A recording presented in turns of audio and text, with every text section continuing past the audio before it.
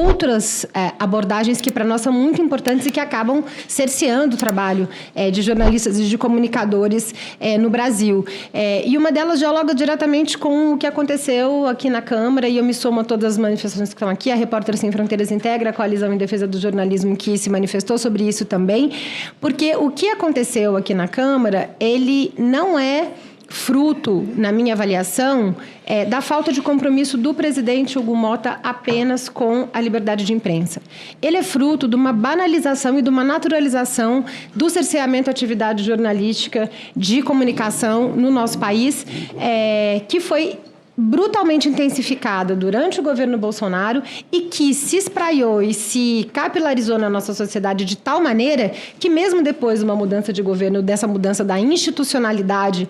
em relação à imprensa, não fez com que episódios como esse deixassem de acontecer, né? Então, a Samira falou muito de quanto que os apoiadores de políticos seguem agredindo jornalistas, e é essa naturalização, porque quando um presidente da Câmara se sente à vontade para expulsar a violência trabalhadores e trabalhadoras que estão aqui para garantir o direito à informação dos jornalistas, da sociedade, e é fundamental a gente dizer que quando a gente faz isso, a gente não está defendendo os jornalistas e as jornalistas, os comunicadores e as comunicadoras. A gente está fazendo isso porque a gente quer defender o direito da sociedade a ser informada. E a gente está na semana... em que a gente celebra a promulgação da Declaração Universal dos Direitos Humanos, celebrada no dia 10 de dezembro, ontem, né? E o direito à informação da sociedade é um direito fundamental que precisa ser garantido. Então, quando a gente faz a defesa dos jornalistas, a gente está fazendo a defesa de quem encarna a garantia da sociedade ser informada de maneira plural, diversa, de maneira de confiança nesse universo que a gente vivencia de brutal espraiamento da desinformação. Então, o que aconteceu aqui na Câmara, ele representa essa naturalização e essa banalização, e por isso a gente precisa enfrentar. O senhor mencionou no início da sua fala aqui que o Brasil melhorou globalmente na classificação mundial de liberdade de imprensa que a gente produz, que a Repórteres Sem Fronteiras lança todos os anos no 3 de maio, que é o Dia Mundial de Defesa da Liberdade de Imprensa, e, de fato, o Brasil melhorou justamente porque houve uma mudança na institucionalidade, em como as esferas mais altas do Estado brasileiro lidam com esse tema. E acho que o Oscar vai poder trazer um pouco aqui da experiência, a gente vai poder dialogar depois, da existência dessa política pública importante, que é o Observatório de Violência contra Jornalistas e Comunicadores Sociais. Então, isso foi essa mudança, nessa melhoria na classificação do Brasil em relação aos 180 países que são avaliados, ela se deve especialmente em relação a isso. Mas a gente consegue a gente segue enfrentando desafios muito estruturais em relação à nossa agenda para garantir, de fato, um ecossistema informacional plural, diverso e de confiança no Brasil. E aí eu queria falar especificamente de um aspecto que a gente destacou no lançamento da nossa classificação mundial desse ano, que tem a ver com a sustentabilidade dos meios de comunicação e da atividade jornalística. O mundo, e aí não é só o Brasil, mas o Brasil também, o mundo está atualmente na sua pior situação em relação à sustentabilidade e funcionamento dos meios de comunicação. Em mais de 1/3 dos países, meios de comunicação foram sistematicamente fechados no último ano por conta de falta de recursos, por falta de políticas, por falta de incentivos, por uma mudança no modelo de financiamento dos veículos tradicionais de comunicação com a entrada das plataformas digitais nesse universo. E aqui no Brasil não é diferente. Isso arrastou o ranking e a classificação de todos os países para baixo esse ano, né? A gente tem em 160 dos 180 países do mundo que a gente monitora pela Repórteres Sem Fronteiras, não existe estabilidade financeira para o funcionamento do ecossistema informacional. Então, a gente está falando do mundo, né? E isso significa, não quero olhar só a partir da perspectiva econômica, mas por trás desses dados, a gente tem comunicadores e comunicadoras, jornalistas, gestores, diretores de redação, lutando dia a dia para escolher entre a sobrevivência econômica e a independência editorial. Porque quando um meio de comunicação não tem estabilidade financeira, esse meio de comunicação muitas vezes é obrigado a deixar de lado a sua independência editorial. Seja para aceitar pressões do prefeito que controla os anúncios da cidade, seja para aceitar pressões das empresas que anunciam, seja para aceitar pressões de governos autoritários ou não, que vão fazer uma ingerência no funcionamento, na linha editorial desses meios de comunicação. E esse não é um problema novo. Apesar de ele ter alcançado um estágio significativo, a falta de estabilidade econômica, de incentivo, de política pública, de financiamento para o ecossistema informacional é um problema bastante antigo. E aí eu queria dizer que o tamanho do nosso problema é que a gente convive com os velhos problemas que existem. Então, a violência estrutural, né, a falta de sustentabilidade estrutural, a estigmatização que cresce com novos desafios que são trazidos para o jornalismo. Um deles é o uso brutal do ambiente digital para estigmatizar e silenciar e calar jornalistas no país. A Repórter Sem Fronteiras monitorou nas últimas eleições presidenciais, somente ao longo de 3 meses, mais de 3 milhões de postagens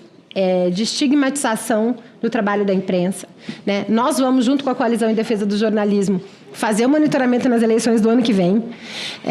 E a gente não tem dúvidas de que o cenário vai ser muito preocupante. Então, as plataformas digitais, ao mesmo tempo que elas se transformam num espaço para a gente difundir informação, para alcançar um público maior, para dialogar com mais gente, elas também se transformam num espaço extremamente hostil para jornalistas e jornalistas, assim como é para as mulheres negras, assim como é para as pessoas com deficiência, assim como é para os grupos minorizados, para a comunidade indígena,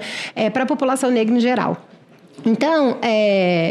esse é um novo desafio que se soma, a gente vai somando várias camadas, né, de violência que a gente precisa enfrentar. E eu queria falar sobre uma última, que eu acho que essa casa